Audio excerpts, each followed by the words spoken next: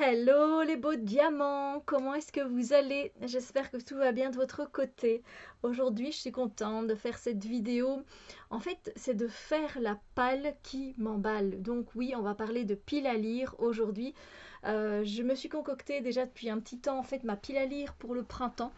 Parce qu'il faut savoir que nous sommes le 26 février à l'heure où je tourne cette vidéo. Je ne sais absolument pas quand je vous posterai cette vidéo. Mais sachez que depuis début février, j'ai déjà commencé ma pile à lire du printemps. Voilà. Alors, je trouve qu'elle est très ambitieuse. Je me suis mis énormément de livres, mais comme, pardon, comme j'ai terminé ma pile à lire de l'hiver, ben, je me suis dit, ben, let's go, prépare-toi, va dans ta bibliothèque et choisis les livres que tu as envie de lire. J'ai tous envie de les lire, évidemment. Et vas-y, mais. Et en fait, là, je me retrouve quand même avec 18 livres à lire. Je rectifie, j'en ai déjà lu un. Voilà, donc le premier, c'est parti, je vais vous montrer donc ma palle, la palle que je me suis construite pour cette saison du printemps, qui est ma saison préférée. Donc, c'est 7 mensonges d'Elisabeth Kay aux éditions Robert Laffont dans la section La Bête Noire.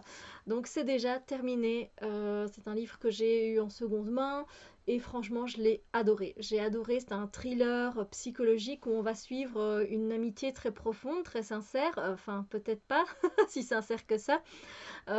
Et du coup, on va être plus dans la peau d'un personnage, dans son esprit, voir un peu ce qui se passe et pourquoi cette personne ment. C'était très addictif, c'était très intéressant. Ça se peut que j'ai mis l'update, le point lecture avant et que vous puissiez aller voir mon résumé et mes ressentis, mon avis plus en profondeur. Mais en tout cas, voilà, c'était une super lecture, c'était vraiment très chouette. Du coup, ce que je lis là pour le moment, donc ici au 26 février, j'espère que j'aurai assez de batterie pour vous tourner cette vidéo. C'est le tome 2 des Outrepasseurs, La Reine des Neiges de Cindy Van Wilder aux éditions Le Livre de Poche. Ici, on est complètement dans de la faillerie, mais de la vraie faillerie, pas avec des petites fées clochettes. Et moi, franchement, j'adore vraiment énormément. J'ai eu un gros coup de cœur pour le premier. Le deuxième, il est, je vais pas dire qu'il est super bien entamé, mais voilà, j'ai lu 145 pages et il y a à peu près bon, 350 pages, 358 pages. Et c'est une saga de 4 tomes et j'aime vraiment bien l'ambiance, j'aime toujours autant et j'ai vraiment envie de continuer sur ma lancée. Donc voilà, j'espère que ça va le faire, mais je pense bien que oui, j'aime bien. Donc, j'aime bien Peter, qui est le héros principal. Ici, n'hésitez pas à aller sur ma chaîne. Si vous mettez Update Lecture, Les Outrepasseurs, tome 1, et que vous mettez Journal moderne, oh là là, dis donc, Journal d'une femme moderne et spirituelle, vous trouverez mon résumé du tome 1. En tout cas, j'essaie quand même d'avancer dans mes sagas, hein, dans les piles à lire. Alors, effectivement, c'est vrai ce que je viens de dire. J'ai également mis encore un tome 2. J'ai mis Sherlock, Lupin et moi. C'est le tome 2, ses derniers actes à l'opéra. Alors, il y en a quelques-uns de Sherlock, mais voilà, je suis contente, j'aime bien. En plus, éditorialement, c'est quand même super sympa. C'est du très jeunesse, c'est écrit très grand.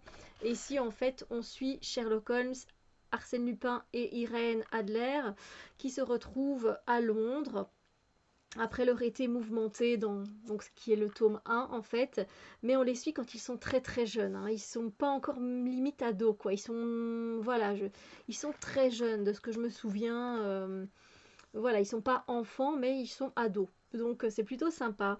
Et ici on va les suivre en fait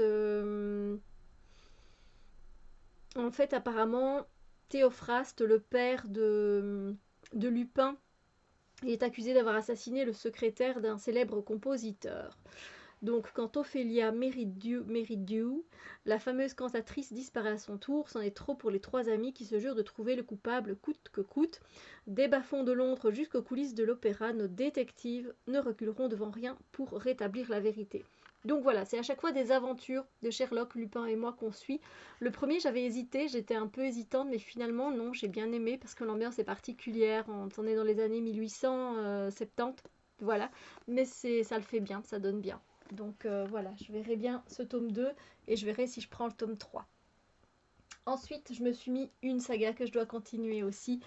Mais je pense que c'est le dernier tome où il y en a 4. Je suis pas sûre. C'est Magisterium, la clé de bronze, donc le tome 3 de Holly Black et de Cassandra Clare. Si vous ne savez pas c'est qui Cassandra Clare, a écrit la série de Mortal Instruments. Voilà, peut-être que c'est pour ça que ça vous parle également. Ici, comment je vais pouvoir vous résumer ça, surtout que c'est un tome 3, si je dis pas de bêtises. Mais oui, il me semble, oui, tome 3. Oh. Même moi, je vais devoir aller revoir le résumé, mais on se retrouve dans une école de magie où on apprend à maîtriser ses pouvoirs. Dans le 1 et le 2, dans le premier, on découvre plus l'école, on les voit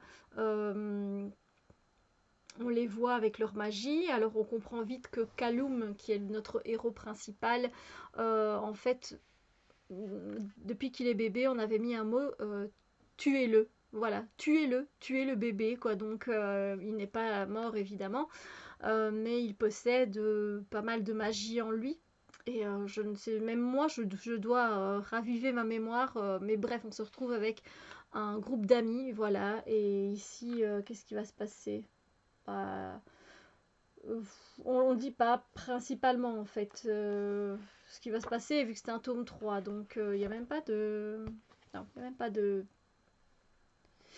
Il n'y a rien de particulier, mais bon, encore une épreuve, j'imagine, et un beau travail éditorial. Si vous aimez tout ce qui est Harry Potter et dans ce style-là, allez-y, franchement. C'est pas la même chose, mais c'est super. Après, j'ai quand même décidé, j'avais acheté ces tomes-là, mais je savais pas que ce serait un peu sexuel, entre guillemets. J'ai mis un tome, mais tout vieux, vraiment, c'est Le Cercle des Immortels, donc Dark Hunters, le tome 2. Là aussi, je me suis dit que j'allais avancer, donc aux éditions J'ai lu, et c'est Les Démons de Irian, dans la section Crépuscule. Alors, il faut savoir que j'avais commandé les 4 premiers d'un coup, je crois. Ouais. Donc j'avais lu le 1. C'était pas mal, mais bon. Bon, ici, je vais vous dire un petit peu parce que c'est à chaque fois des choses différentes. Et ça, c'est avec des dieux, en fait. Donc, les dieux ont donné au prince Kyrian de Thrace la beauté et la force. Suite à une trahison, celui qui aurait pu dominer le monde est devenu le maître des ténèbres. Selon la légende, seul l'amour d'une femme pourra le ramener à la lumière. C'est pas un peu Milady, mais un peu.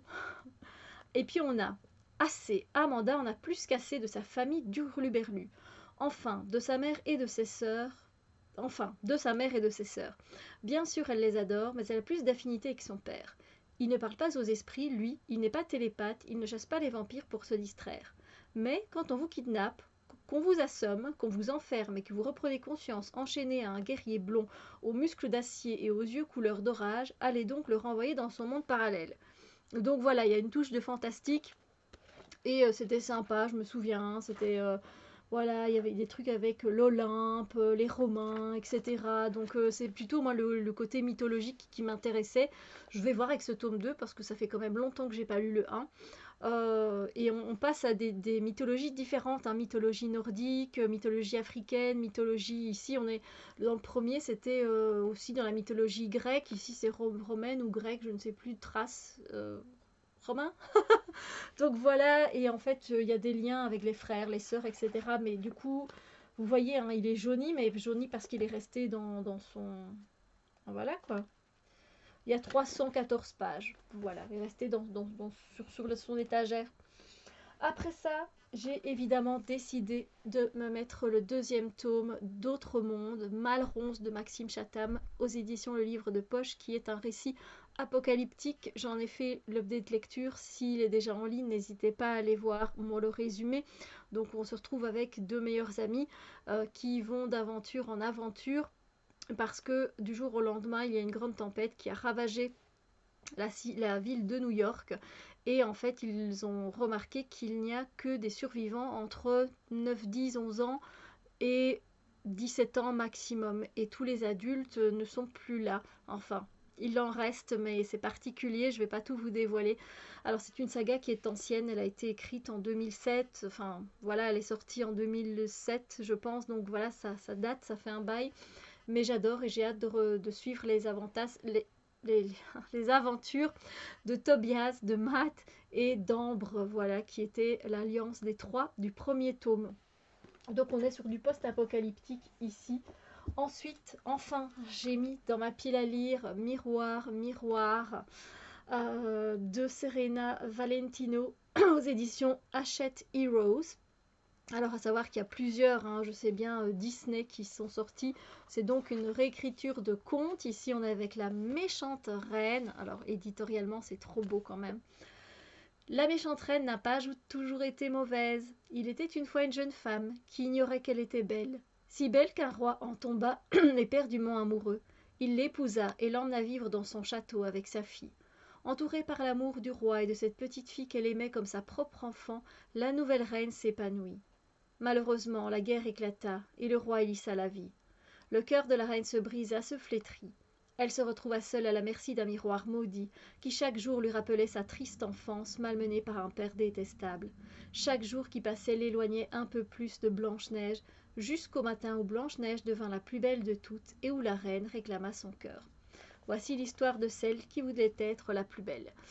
À voir si ça va me plaire, c'est écrit très très grand. J'espère que ça va me plaire parce que voilà, les contes, j'aime tellement ça que voilà, je me dis allez, je pourrais acheter un autre, La Belle et la Bête, ou je sais pas moi, La Reine des Neiges, il y en a tellement, Aladdin. Ensuite, je me suis mis un petit livre qui est depuis je ne sais pas combien de temps dans ma bibliothèque, c'est Le Peintre d'Éventail d'Hubert Haddad aux éditions Folio. Ici, eh bien écoutez, ça m'avait l'air assez exotique, en tout cas on s'en va. Mais je crois que je vais d'abord quand même mettre la batterie parce que ça me semble vachement faible et j'ai peur que ça cède d'un moment à un autre. Hop, vous voyez la deuxième partie de ma pile à lire. Mais voilà, je dois changer un peu l'angle. Voilà. Et mettre la batterie, sinon ça sert à rien. Hein, voilà, vous me voyez en gros plan. Ah, voilà, on a de la batterie, c'est quand même mieux. C'est quand même mieux. Alors, du coup, je continue. Oui, je vous parlais du coup du peintre d'Éventail. Désolée, vous êtes peut-être un peu, on dirait c'est pas très droit, hein, je sais. J'ai du mal, je sais pas faire autrement, j'avoue. Voilà, je fais de mon mieux. Du coup, ici, c'est au fin fond de la contrée d'Atora, au nord-est de l'île de Honshu, que Matabei se retire pour échapper à la fureur du monde. Dans cet endroit perdu, entre montagne et Pacifique, se cache la paisible pension de Dame Ison, dont Matabei apprend à connaître les habitués, tous personnages singuliers et fantasques. Attenant à l'auberge se déploie un jardin hors du temps. Insensiblement, Matabei s'attache au vieux jardinier et découvre en lui un extraordinaire peintre d'éventail. Il devient le disciple dévoué de maître Ozaki. Fabuleux labyrinthe entre perspectives trompeuses, le jardin de maître Ozaki est aussi le cadre de déchirement et de passion, bien loin de la voie du zen en attendant d'autres bouleversements. C'est un roman d'initiation apparemment, donc voilà, il est très petit, hein. Il fait même pas 200 pages, hein, donc voilà, il nous fait 200... Non, 180 pages. Donc voilà, je me suis dit que voilà, qu'il fallait que je mette un peu de contemporain dans ma pile à lire quand même. Parce que c'est vrai que j'ai mis beaucoup de merveilleux, de fantastique, de post-apo, mais j'ai pas mis beaucoup de contemporain. Du coup, on continue dans la veine ici on est dans de la fantaisie, hein, donc avec le Sorceleur, c'est le tome 2, l'épée de la Providence d'Andrzej Sapkowski, si je prononce bien. Du coup, là, je sais bien que c'est un deuxième tome où on est encore avec des nouvelles apparemment. Voilà, on est avec encore des nouvelles. Bah, voilà.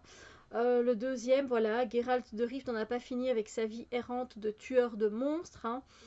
Fidèle aux règles de la corporation maudite des sorceleurs, Geralt assume sa mission sans faillir dans un monde hostile et corrompu qui ne laisse aucune place à l'espoir. Mais ici, il va rencontrer Ciri, l'enfant élu, qui va donner un sens nouveau à l'existence de ce héros solitaire. Geralt cessera-t-il enfin de fuir devant la mort pour affronter la Providence et percer à jour son véritable destin? Donc dans le premier, on le rencontre sans vraiment le rencontrer en fait, parce que ce qu'on apprend de lui, c'est que c'est un tueur de monstres et que voilà, on l'appelle et pour une certaine somme d'argent, il tue un monstre que l'on vient d'écrire. Donc il y a un certain folklore hein, au niveau des monstres, etc. Et c'est plutôt pas mal. Donc moi j'ai bien aimé les nouvelles que j'ai lues parce que c'était vraiment des nouvelles hein, pour le premier tome. Et je pense que le deuxième était dans la même veine, c'était aussi des nouvelles. Donc il est temps que je reprenne la lecture parce que ça fait longtemps. Hein, je l'ai lu après que la série soit sortie sur Netflix. Donc, ouais, ça fait un bon bout de temps, donc voilà, ce serait bien que je m'y replonge. Mais comme il n'y avait pas non plus, voilà, comme c'était d'une série de nouvelles où on expliquait, voilà, il rencontre un peu telle personne, il tue tel monstre, ce monstre a telle capacité, etc. Bah, j'ai pas loupé grand-chose et je pense pas que c'était un premier tome où je devais retenir les informations pour continuer, vous voyez? Donc voilà, ça, je me suis mis celui-ci aussi. Alors, je les remets dans l'ordre, oui, je sais. Hop. Alors ensuite, je me suis mis un troisième tome, mais qui n'est pas pour moi en fait, je l'ai acheté pour ma filleule, mais comme j'ai déjà lu les deux premiers, ben, je vais lire le dernier tome de la trilogie de Madame Pamplemousse et la confiserie enchantée de Rupert Kingfisher aux éditions Albin Michel Jeunesse. C'est vraiment une chouette série, très... voilà, très facile à lire, c'est très très très jeunesse, hein. C'est encore plus jeunesse que la pâtisserie Bliss si vous connaissez. Il y a très peu de pages, hein, 138 pages. Donc c'est facilement... je pense qu'après le sorceleur, où on est dans un univers de fantasy qui est assez lourd, assez dense quand même, ça fait du bien, un petit peu de légèreté, c'est pour ça que j'ai mis celui-là. Et ici, on va se retrouver toujours avec Madeleine, qui est notre petite fille de l'histoire, notre petite héroïne. Qu'est-ce que j'ai dit? Notre petite héroïne. Ah, c'est ça, hein. Et donc voilà, on se retrouve avec une nouvelle aventure. Dans le deuxième, on remontait le temps. Dans le premier, on faisait la connaissance de Madeleine et de Madame Pamplemousse et de tout l'univers qu'il y avait autour. Et là, c'est une troisième et dernière aventure. Voilà. Mais après, en fait, je le passe à ma petite chérie. Mais elle sait bien que je lui ai commandé et que je le lirai en premier vu que j'ai déjà eu les deux premiers. Donc voilà. Ensuite, je me suis mis un contemporain. Oui, quand même, j'ai quand même mis pas mal de fantastique et de fantaisie. Donc je me suis dit, allez, mets-toi un contemporain, Steph. Et celui-là, il a l'air très intéressant. Je n'ai vu qu'un seul avis, mais cet avis m'a suffi pour l'acheter. C'est Evelyn May Hennel pour un monde plus juste de Sally Nichols aux éditions Hatier. Alors c'est rare, je pense que je n'ai quasiment rien acheté de cette maison d'édition. On se retrouve en février 1914. C'est pas mon truc, moi, la guerre. Ici, c'est plus pour les femmes, pour le droit, les droits des femmes. Donc, en février 1914, un groupe de jeunes femmes milite à Londres pour que le droit de vote leur soit accordé. Parmi elles, Evelyn May Hennel. Pour ces trois adolescentes aux trajectoires différentes, avenir rime avec espoir. Mais sur le chemin de la liberté, un obstacle de taille. La Grande Guerre éclate. Les suffragettes obtiendront-elles gain de cause ou leur combat sera-t-il reporté une fois encore? Donc voilà, j'avais vraiment envie de me plonger quand même dans un univers... Bon alors c'est écrit assez grand quand même, hein, on ne peut pas dire. Voilà. Donc ça a l'air sympa. C'est quand même un pavé. De combien de pages celui-là? Parce qu'il faut savoir que c'est à partir de 12 ans cette lecture, donc voilà. On a une note historique et il y a 436 pages, quand même, presque 500 pages. Voilà, j'espère que ça va me plaire. Alors, ensuite, il fallait que je mette le quatrième tome que j'ai dans ma bibliothèque depuis des années. De Rebelle, de la Maison de la Nuit, Rebelle, voilà, de Pacey Cast et de Christine Cast, qui sont mère et fille, si je ne dis pas de bêtises. Et le tome 4, c'est donc Rebelle. Donc le premier, c'était, attendez, je les ai juste en face de moi, Masqué, Trahi, Choisi. Et ce dernier tome va être, enfin, c'est pas un dernier tome, il y en a beaucoup des tomes de cette saga, 12 je pense, plus ou moins. Ce qui se passe ici, c'est que les trois premiers tomes, en fait, le premier tome, je l'ai bien aimé parce qu'il y avait une culture amérindienne, plus la déesse Nyx, il y avait un certain folklore qui était un peu développé, c'était chouette. même si on est ici avec des vampires, je me suis dit, bon, mais le truc, c'est qu'au troisième tome, en fait, on n'est plus dans un triangle amoureux. Hein. Elle aime carrément 4 personnes, notre héroïne. Et ça me saoule parce qu'en fait, elle ne pense qu'à ça, elle ne pense qu'à ses mecs dans ce troisième tome et dans le deuxième aussi. Et ça m'a saoulée. Voilà, je trouvais plus beaucoup d'intérêt dans cette lecture. Donc j'espère que ce quatrième tome va remonter parce que si c'est pas le cas, je ne prendrai pas le cinquième et je ne continuerai pas cette saga. Alors donc on est avec Zoé, Zoé qui est entrée donc dans la maison de la nuit dans le premier tome parce que elle a une marque sur son visage et qui fait donc d'elle une vampire. On a derrière sa mère et son beau-père qui ne la soutiennent absolument pas du tout. Elle va dans cette maison de la nuit, elle se fait une amie et d'autres aussi. Et aussi un petit copain, hein, voilà, par la même occasion. Et puis aussi son ex-petit copain qui n'arrête pas de la suivre. Voilà, il se passe des aventures, il se passe des choses. Jusque dans le tome 3, il y a des nouveaux personnages qui arrivent, qui viennent. Et ici, on va voir, il y a des forces évidemment, des forces du mal, des personnes plus négatives qui veulent faire des choses pas très catholiques, entre guillemets.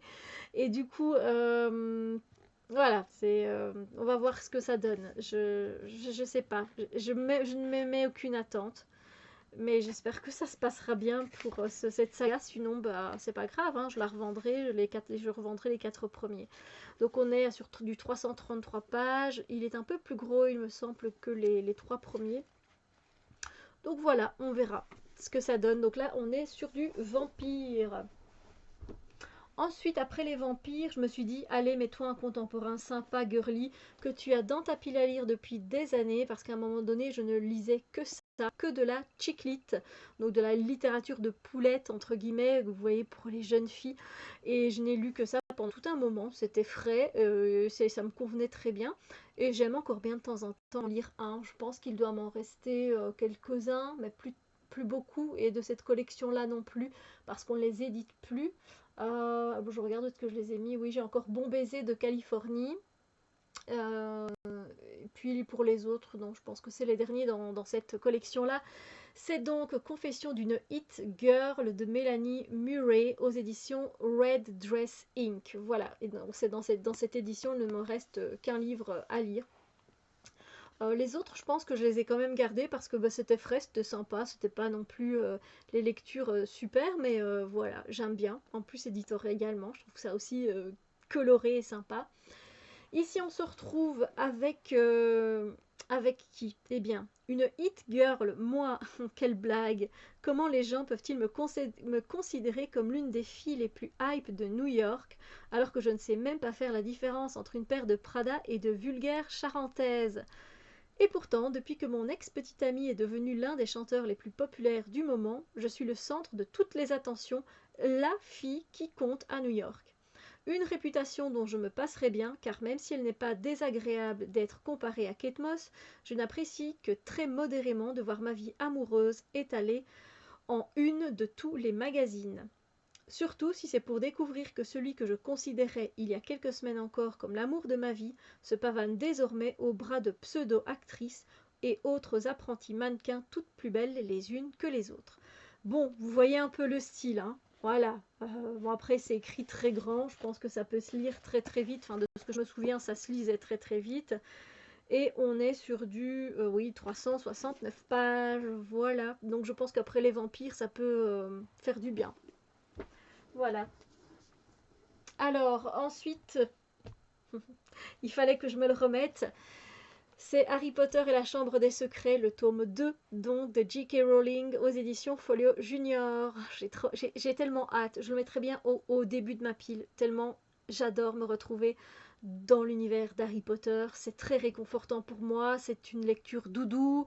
À chaque fois, j'adore, quoi. Voilà. Je crois qu'il n'y a pas besoin de vous dire de résumé, hein. Voilà, alors après Harry Potter, je me dis allez, mets du contemporain. Donc je me suis mis là aussi un petit truc, je pense très frais. Petit week-end entre ennemis de Barbara Wallace aux éditions Milady Romance. Donc on est sur une romance ici aussi. Alors, le richissime Daniel multiplie les conquêtes sans jamais faire confiance aux femmes qui sont trop intéressées. Charlotte n'échappe pas à la règle, mais ce qui l'attire surtout, c'est la ferme familiale, emplie de souvenirs, que le milliardaire a rachetée.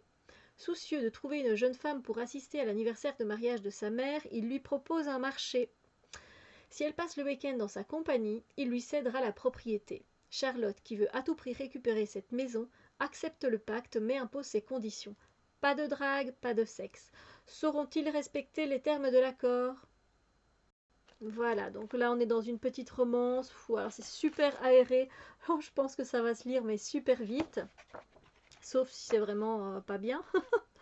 Mais on est sur du 285 pages. Ouais, on va laisser peser. Donc vous voyez, je me suis pas mis des gros pavés non plus. Sauf celui qui arrive, je repars dans de la fantasy ou dans du fantastique avec Sorcery of Thorns, qui est un livre qui est sorti en 2020. Donc là, on est sur quelque chose de plus nouveau, parce que j'ai quand même sorti des vieilleries, j'ai envie de dire. Sorcery of Thorns, je ne sais absolument pas si c'est une duologie ou un one-shot, j'ai oublié. C'est de Margaret Rogerson et c'est aux éditions Bing Bang. Et je sais qu'il n'a que des très très bons échos. Alors, je vais vous lire un petit peu ce que ça raconte. Elisabeth, qui a grandi au milieu des redoutables livres de sorts d'une des grandes bibliothèques d'Ostermeer, le sait depuis son plus jeune âge. Et elle compte bien protéger le monde de cette magie néfaste, l'épée à la main s'il le faut. Jusqu'au jour où l'un des plus terrifiants grimoires se transforme en monstre de cuir et d'encre, semant mort et destruction. Accusée de l'avoir libérée et forcée à comparaître devant la justice à la capitale, Elisabeth se retrouve prise au piège d'une conspiration vieille de plusieurs siècles. Bien malgré elle, elle doit trouver secours auprès du sorcier Nathaniel Thorne et de son mystérieux serviteur Silas. Les grandes bibliothèques ne sont pas seules en jeu, le royaume entier est en péril. Elisabeth va devoir remettre en question tout ce en quoi elle croyait, car s'ouvre devant elle une voie qu'elle n'aurait jamais pu imaginer. Ça donne trop envie. Sérieusement, bon, c'est un beau bébé, je vous l'accorde. Est-ce qu'il fait plus de 5... Il fait plus de 500 pages, il en fait 570. Voilà, c'est un beau bébé, j'ai hâte de le lire. C'est écrit assez grand.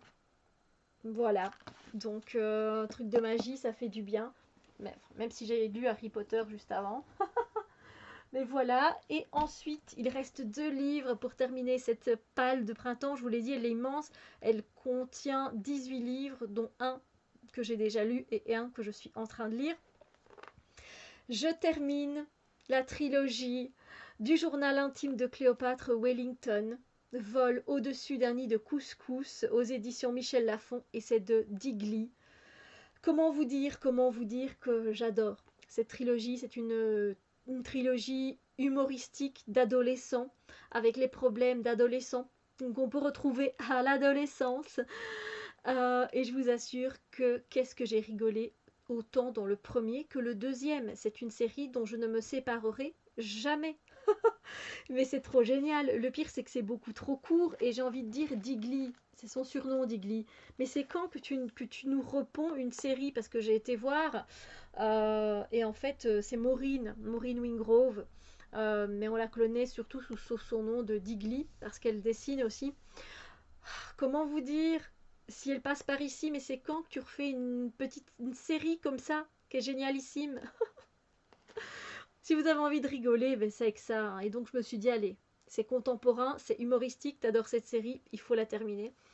Quand même, à un moment donné, faut y aller, faut y aller. Alors, en fait, on retrouve Cléo. Bon, déjà, elle s'appelle Cléopâtre. Elle a déjà eu des surnoms pas possibles à l'école, hein, tronche de plâtre, ce genre de truc. Et en fait,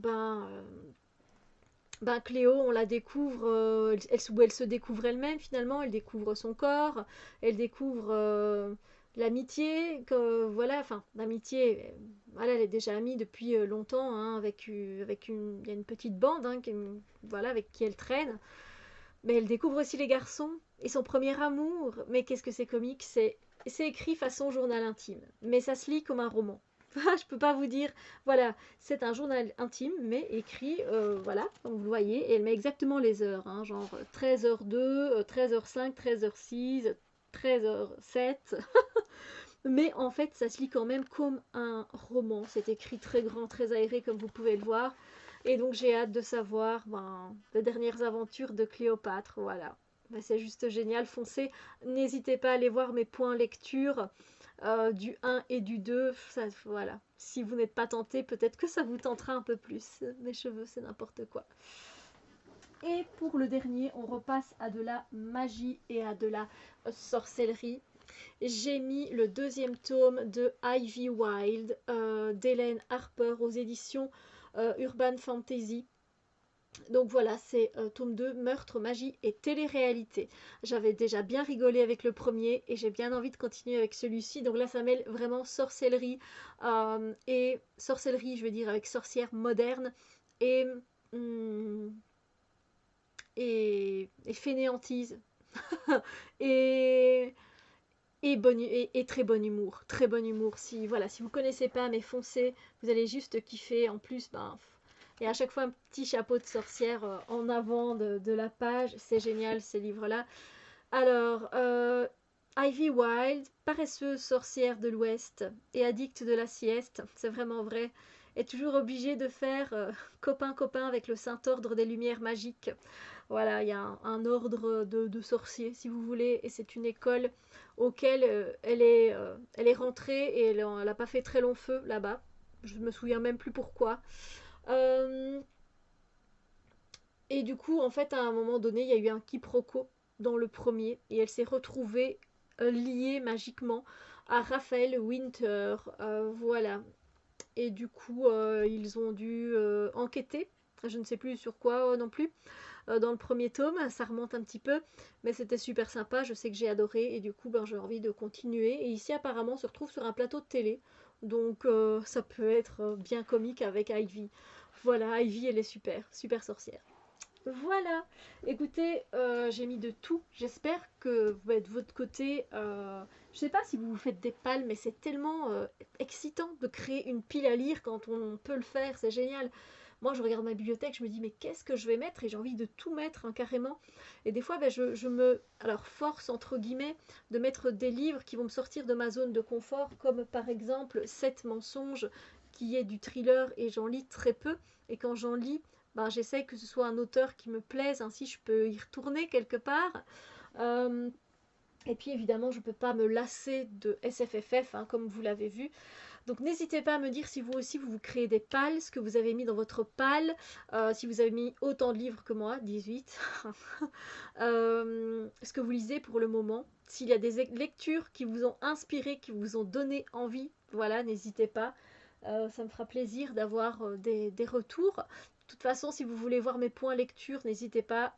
Update lecture, journal d'une femme moderne et spirituelle, et vous en aurez plein. J'espère que cette vidéo vous a fait plaisir. Si c'est le cas, n'hésitez pas à mettre un pouce en l'air. Et sinon, moi je vous souhaite le meilleur et je vous dis à très bientôt pour d'autres vidéos. Bisous lumineux.